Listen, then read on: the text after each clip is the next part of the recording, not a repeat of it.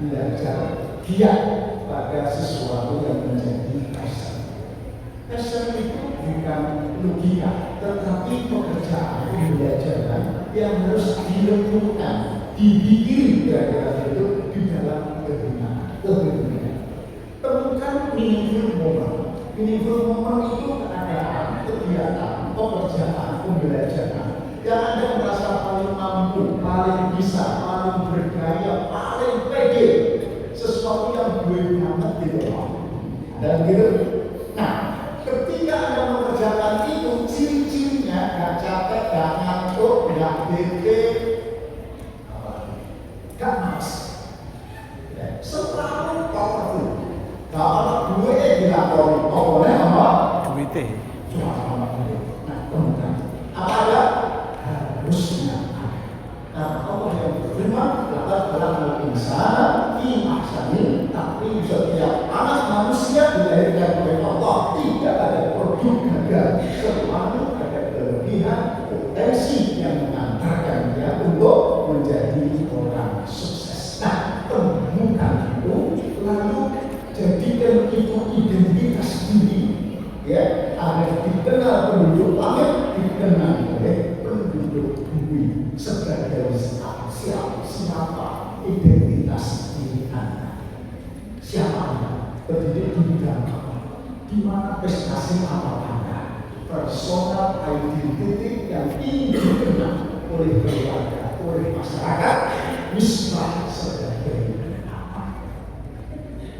Nah, kekuatannya luar biasa. Ini cerita saya sendiri, ya, identitas diri sejak sangat muda. Nah, sebelum situ saya lanjutkan dikit, akan lebih top kalau question tadi dilanjutkan dengan visi cita-cita yang jelas, ya, yang terukur, spesifik, measurement, dan seterusnya. Kalau kita punya niat yang atau vision yang inline dengan passion, maka akan terjadi impactful contribution. Ya, lagi bahwa Harvard Business School mencatat alumninya 3% alumninya punya visi ditulis jelas, ditulis ditanya baca ulang. 13% punya visi tapi tidak ditulis, ya, sisanya BJB nggak jelas beras. 7 tahun kemudian perhatikan, yang punya visi ditulis penghasilannya 10 kali lipat dibanding yang nggak jelas. Ya, 13% punya visi tapi tidak ditulis 2 kali lipat. Kalau boleh saya mengambil yang 3% di atas itu visinya 24 karat, yang 13% 16 karat, sisanya saat. Inna Allah malu dunia, tapi nama itu diberi mana. Hasil sebuah ikhtiar tergantung pada niatnya. Hasil sebuah upaya tergantung dengan adanya seberapa kuat niat Anda, seberapa kuat visi proposal hidup Anda. Sesungguh itu yang ada. 24 karat, 16 karat atau sekarang. Nah, sekarang pasti mundur sebelum tidak akan bisa berhasil. Kembali saya sendiri sejak SMP saya didorong dan ditarik oleh orang tua minimal. Belum saya jawab apa sudah kalau orang pesantren biasanya yang ataupun ke pesantren yang lain, ya, ulang-ulang dari SAD sarjana alam goib, ya, guru agama, ulama, mau begitu? Saya enggak lah. Oke, kamu boleh jadi dokter, jadi insinyur, tapi syaratnya ngajimu nggak boleh kalah dengan urusan pesantren atau pendidikan. Jadi visi saya saat itu kebetulan passion saya memang sanis tampil seperti ini. Seperti itu loh, ada kalau bedanya. Insinyur dari Bali dan SD, guru besar 5 UGM yang dari Bangkalan, yang hafal Al-Quran, tetapi guru besar menerjemahkan tafsir itu dengan teori-teori bermanfaat dan lain sebagainya. Problem saya mengantarkan saya kuliah di Jogja. Yang menarik, sejak saat itu sampai setelah ini saya tidak lelah untuk menggapai mimpi visi sesuai dengan passion. Detailnya Bapak Ibu, kelas 3 saya sekolah dulu. Pagi Sanawiyah, sore SMA, SMP, siang.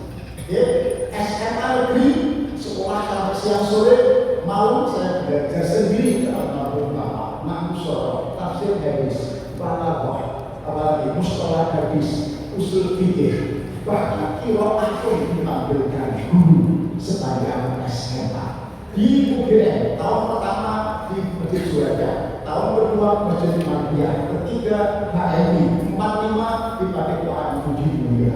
Guru saya Pak Murais, Mas Salih Alim, kemudian Safi Ma'arif, Prof. Ibrahim dan sebagainya. Ya, yang menarik, ketika sekarang ini saya bisa ceramah 8 kali sehari tanpa melihat tanpa dengan tema yang berbeda. Ketika kuliah, saya ceramah itu bisa 2 hari 2 malam. Bisa bayangkan? Ceramah 2 hari 2 malam.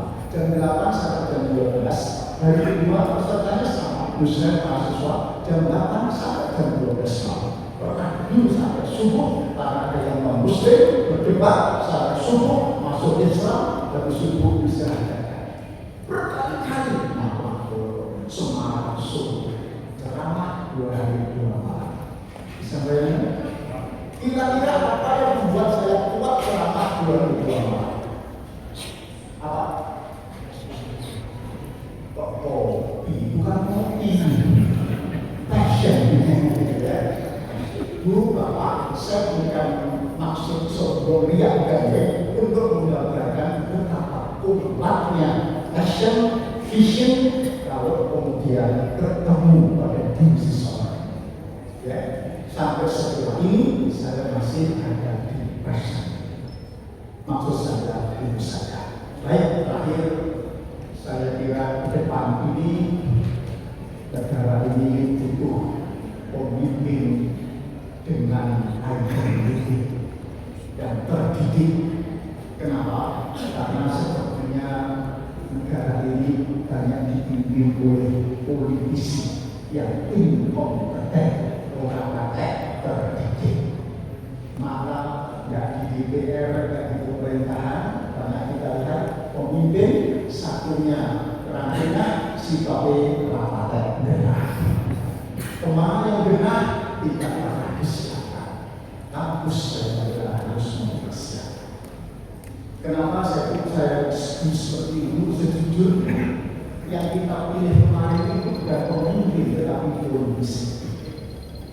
Bukan pemimpin karena etika dinas, karena takwa, karena muslim yang jelas pendidikannya, tetapi karena dipilih karena politisi, karena elektabilitas. Sebelumnya popularitas atau karena isibilitas. Gak percaya? Acara Tempo tahun kemarin tahun lalu memberitakan tentang komposisi seperti anggota DPR. Di atas 50% itu terpapar dinasti terpapar politik dinasti.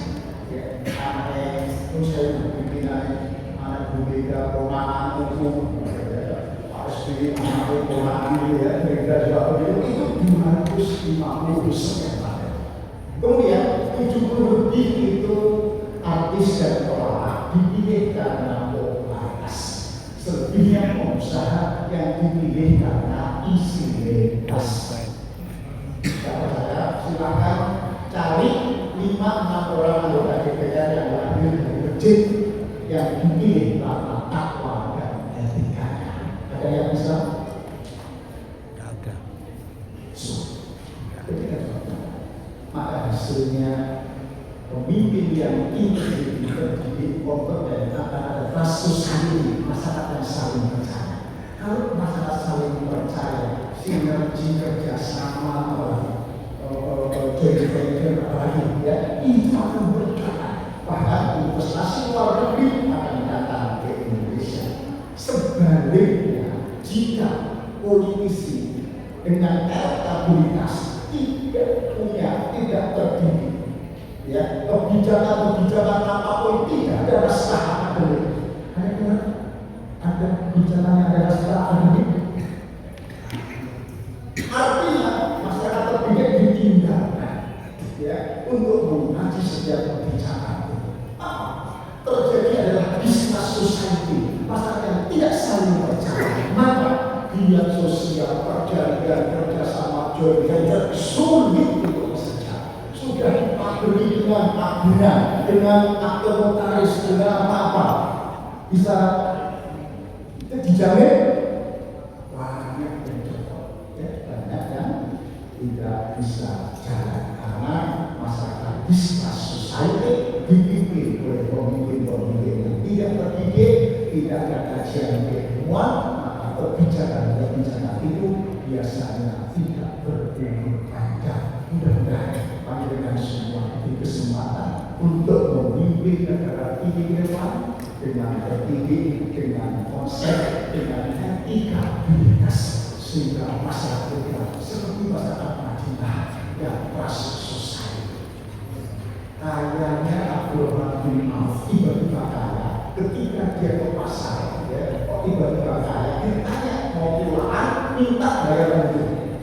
Misalnya bayar harganya 10 dinar, 1000 dinar. Oke, saya beli 15.000 dinar, ya kalau 1.500 dinar tetap membayar dulu. Ditanya, Anda siapa? Saya sahabatnya Nabi Rasulullah Muhammad SAW. Ngaku sahabat Nabi, dipercaya bahwa datang bayar ilmu itu trust society. Nah, coba dengan ikut mencoba ke pasar beli uang barang banyak begitu, ya. Anda minta ambil barang, bayar mundur. Ya. Nanti tanya, sampai siapa? Saya anaknya ketua KPK. Kira-kira dikasih apa enggak? Saya adiknya wakil presiden. Dikasih barang. Itulah trust society. Madinah itu trust society para pemimpin, para sahabat, orang-orang yang berilmu, terdidik dan amalnya konkret. Begitu tidak berpanjang saya berbicara, mudah-mudahan yang sedikit itu bermanfaat adanya. Ada asal yang kurang berkenan, mohon maaf. Ada orang Jawa, asal-asal yang baru itu manfaati, memang harus dulu berkata malah sedih. Tapi asal-asal yang jambut, kata istri ngambuni. Nah, itu baik kalau